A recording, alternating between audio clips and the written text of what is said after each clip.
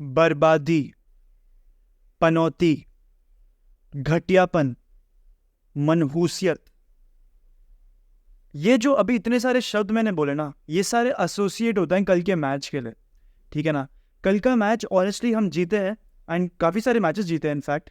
लेकिन कहीं पर भी दोस्तों मैं तुमसे क्वेश्चन पूछता हूँ, क्या तुम कॉन्फिडेंट थे इस टीम को लेके? क्या तुमने एक पॉजिटिव डिराइव किया इस गेम से, या फिर कोई भी गेम से जितने भी अब तक हुआ है रियल मैड्रिड के? 2 सेकंड लो और सोचो एक बार।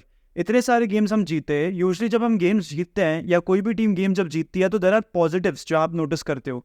क्या इस गेम से या फिर कोई भी गेम इस सीजन से आपने कोई पॉजिटिव डिराइव किया? अगर किया तो प्लीज़ मुझे कमेंट सेक्शन में ज़रूर बताना। हाँ, ये मत बोलना कि जूड बेलिंगम और ऑरेलियन चुआमेनी और वैल्वर्डे बहुत अच्छी तरीके से क्लिक करते हैं, वो बहुत अच्छी तरीके से खेलते हैं।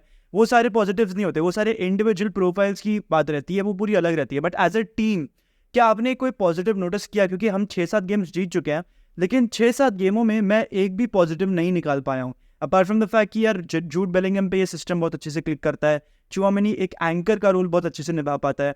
मैं बस ये छोटी मोटी चीज़ें डिराइव कर पा रहा हूँ, एंड ये तो सारी इंडिविजुअल प्रोफाइल्स की पॉजिटिव्स हैं। एज अ टीम आपको क्या पॉजिटिव देखने को मिला? Do let me know in the comment section, क्योंकि मैं जनरली समझना चाहता हूँ भाई। मेरे को समझ में नहीं आ रहा क्या पॉजिटिव है इस टीम में। क्योंकि कल का भी अगर मैं मैच देखूं, मैंने आपको इतने सारे मोमेंट्स दिखाए हैं, मैं आपको एक और मोमेंट जरूर दिखाना चाहूंगा जहां पर ला पाल्मास का गोलकीपर वैलेस वो होसेलू को ऐसे डरा धमका रहा है इन द सेंस कि he showing that look at me and look at you. When has that ever happened कि एक छोटी सी रेलिगेशन वाली टीम का गोलकीपर आके एक रियल मैड्रिड के स्ट्राइकर को डरा धमका सके? क्या ऐसी औकात है किसी भी टीम की आके कि एक रियल मैड्रिड के स्ट्राइकर को हटा सके? या फिर has Real Madrid fallen to a level of mediocrity? ये क्वेश्चन मुझे तुमसे भी पूछना है और तुम अपने दिमाग में भी सोचो, क्योंकि यार ऐसा अब तो और होने ही वाला है। एटलीस्ट ये सीजन तो और ऐसा होने वाला है भाई कि रियल मैड्रिड 21 शॉट लेगी और उसमें जाके सिर्फ 2 गोल मार पाएगी। कल रियल मैड्रिड ने, मैं तुम लोगों को एक बात बताता हूँ, मैं थोड़ी सी स्टैट्स पुट अप करता हूँ यहाँ पे ताकि तुम लोगों को भी एक क्लियर पिक्चर मिले। और मैं ये बात बहुत बार बोलता भी हूँ, रियल मैड्रिड ने कल 24 ड्रिबल्स में से सिर्फ 10 ड्रिबल्स कंप्लीट करी हैं, यानी कि एक 42% ड्रिबल सक्सेस रेट। ठीक है। और कल ला पाल्मास ने रियल मैड्रिड से ज़्यादा पोजीशन रखा है, उनके पास 53 था, हमारे पास 47 था। ठीक है। रियल मैड्रिड ने कल 5 बिग चांसेस मिस करे हैं, ठीक है, एंड 7 बिग चांसेस क्रिएट करे हैं। अभी 7 बिग चांसेस क्रिएट करने में सिर्फ 2 गोल अगर मारा तो क्या तुम्हारे अटैकर्स उतने क्वालिटी के हैं? The answer is no. तुम्हारे अटैकर्स ना ही उतने क्वालिटी लेवल है, क्योंकि 7 बड़े चांस भाई, 7 बड़े चांस जब आप क्रिएट करते हो ना, आपको एटलीस्ट 3 से 4 गोल तो मारने ही मारने हैं। एंड यहाँ पर मैंने आपको क्लियरली 4-5 क्लिप्स ऐसे इंसिडेंट्स दिखा दिए जहां पर real Madrid should have scored easily. So I don't understand कि क्या ये प्लेयर्स फॉल्ट है या ये मैनेजर फॉल्ट है। बिकॉज देखो, इसमें मैं बोर्ड को नहीं बीच में घसीट सकता, ठीक है ना। यहाँ पर आपको आके सिंपली बस गोल कन्वर्ट करना है। यहाँ पे बहुत ही अच्छी पोजीशन पे थे जहाँ पर आप गोल्स मार भी सकते थे, एंड आपने वो नहीं करा है। तो यहाँ पर मैं होसेलू, ब्राहीम दियाज, नाचो का वो एक मिस था तो मैं उसका भी नाम यहाँ पर लेना चाहूंगा। ऐसे सारे नाम लेना पड़ेगा भाई, क्योंकि यहाँ पर तो आप बोर्ड को भी क्वेश्चन नहीं कर सकते। आप तो बेसिक टैप इन है भाई, एक बेसिक शूट लेना है आपको, आप वो भी नहीं ले पा रहे हो। तो it's a very very big question on how you are as a player. ठीक है। एंड उसके बाद ब्राहीम दियाज और होसेलू सेलिब्रेट कर रहे हैं अपने गोल्स, जबकि पूरी टीम कोई भी सेलिब्रेट नहीं कर रहा।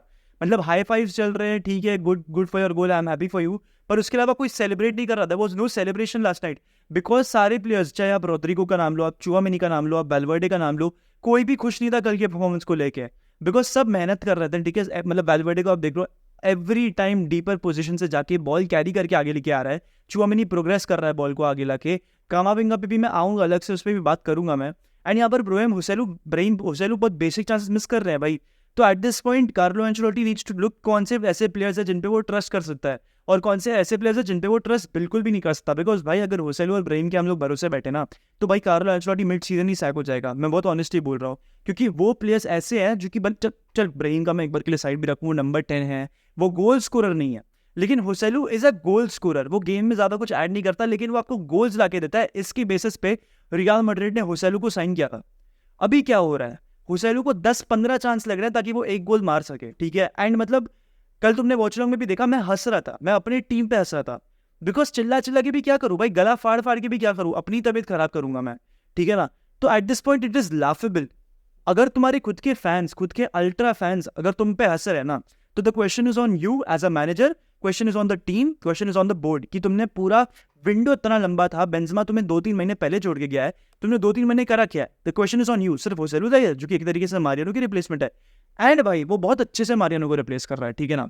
विद द बॉल होसेलू कुछ नहीं कर सकता, एंड विद हिज फीट भी मतलब सेम ही पॉइंट है, लेकिन विद हिज फीट भी होसेलू कुछ नहीं कर सकता, उसको बस अपनी खोपड़ी यूज करनी आती है। तीनों गोल में होसेलू ने अपनी खोपड़ी यूज करी है। अब तक ला लीगा में 3 गोल मार चुका है बंदा, उसमें तीनों में उसने अपनी खोपड़ी यूज करी है, ठीक है। उसके अलावा और कुछ नहीं किया उसने। विद द बॉल होसेलू कुछ भी नहीं कर सकता, I am not even kidding. जो एक पॉइंट था डिएगो सिमियोने का, ठीक है, कि होसेलू था तो बेलिंगम को और फ्रीडम मिल जाता था एरियली वगैरह वगैरह, जो भी उसने एक पॉइंट बोला था डर्बी के टाइम पे पोस्ट मैच प्रेस कॉन्फ्रेंस में, वो नल एंड वॉइड है। क्योंकि होसेलू, चलो ठीक है, ऑफ द बॉल मूवमेंट में एक चीज मान सकता हूँ, लेकिन विद द बॉल वो कुछ नहीं कर सकता था, ठीक है ना। It is very very clear. And अब मैं बात करना चाहूंगा कार्लो एंचेलोटी पे, ठीक है। कार्लो एंचेलोटी आजकल प्रेस कॉन्फ्रेंस में क्या बोल रहा है, मेरे मतलब समझ के थोड़े से परे जा रहा है।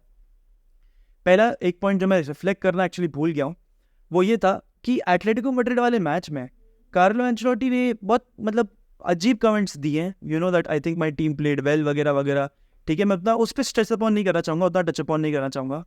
फिर से एक और एक प्रॉब्लम जो कार्लो एंचेलोटी ने उसी पोस्ट मैच प्रेस कॉन्फ्रेंस में ये करी थी, उसने मतलब उन दोनों ही कोचेस की मुझे प्रेस मैच मतलब पोस्ट मैच प्रेस कॉन्फ्रेंस सुनने के बाद ना ये लग रहा था Diego Simeone knows Real Madrid better than Carlo Ancelotti.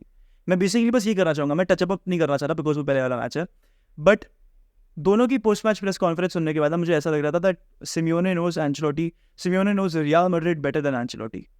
उसके बाद क्या हुआ, ला पाल्मा के प्री मैच मतलब before the match press conference में एंचेलोटी बोलते हैं कि आर्दा गुलर फिट एंड फाइन। एंड ये जो प्री मैच या पोस्ट मैच प्रेस कॉन्फ्रेंसेज होते हैं ना, ये ट्रेनिंग सेशन के एकदम बिल्कुल बाद होते हैं। वो बोलता है आर्दा गुलर is fit and he will play.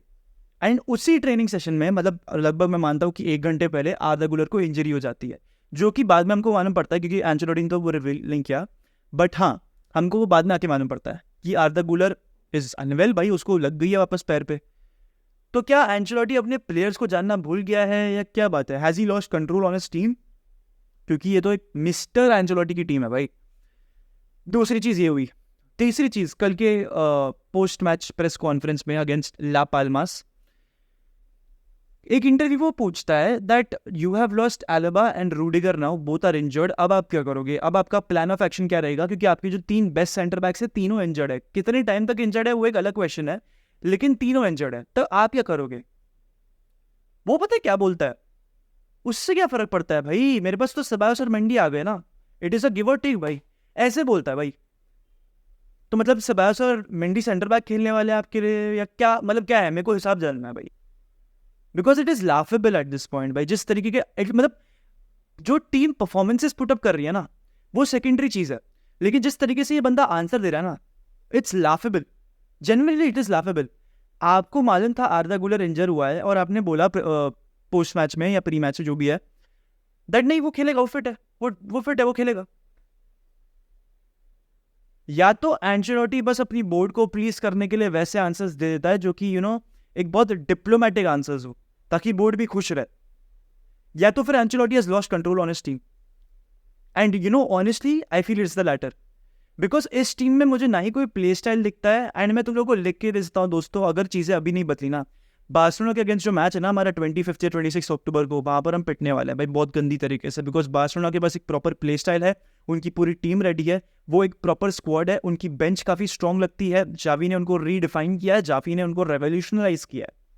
Carlo Ancelotti ने अपने पहले 2 सीजन में ये सारी चीजें करी थी, बट अभी मुझे लग नहीं रहा है कि कार्लो एंचेलोटी इस टीम को आगे लेके जा सकता है। I don't know if he is the right fit और नॉट, बिकॉज कोई भी मैच भाई हमने ये सिस्टम बदला, हमने फॉर्मेशन बदली, क्या तुम एक भी पॉजिटिव डिराइव कर पाए?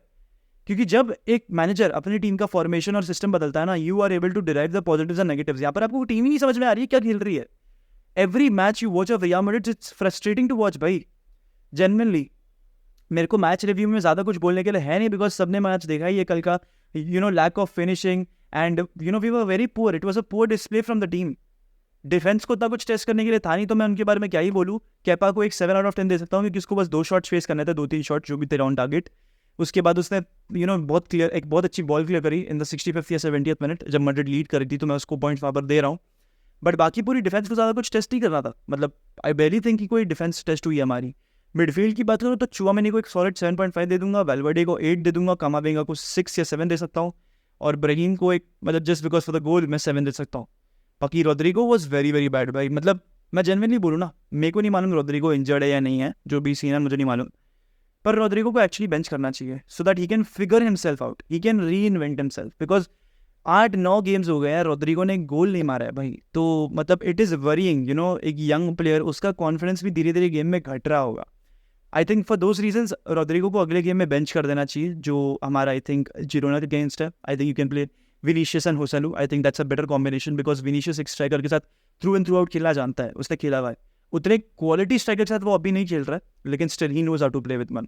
तो I feel for those reasons आपको विनीशियस और होसेलू अप टॉप पर रखना पड़ेगा with Bellingham just behind them, because जो जिरोना वाला गेम होगा ना वो एक इंपॉर्टेंट गेम होगा, और उसके बाद हमारे पास अब back to back important games आ रहे हैं, तो things are getting very very tough. देखते हैं रियल मैड्रिड किस तरीके से इन गेम्स को निकालती है। आई फील जिरोना वाले गेम में हम हार जाएंगे, एंड जिरोना, बार्सिलोना और रियल मैड्रिड ये 1-2-3 ये टेबल में स्थिति रहेगी, और नापोली वाले गेम में क्या होगा वो तो वक्त बताएगा भाई। बट विद दिस यार, I'd like to end the video. If you watch it in the end, hala Madrid y nada más, hasta el final, vamos Real, peace out.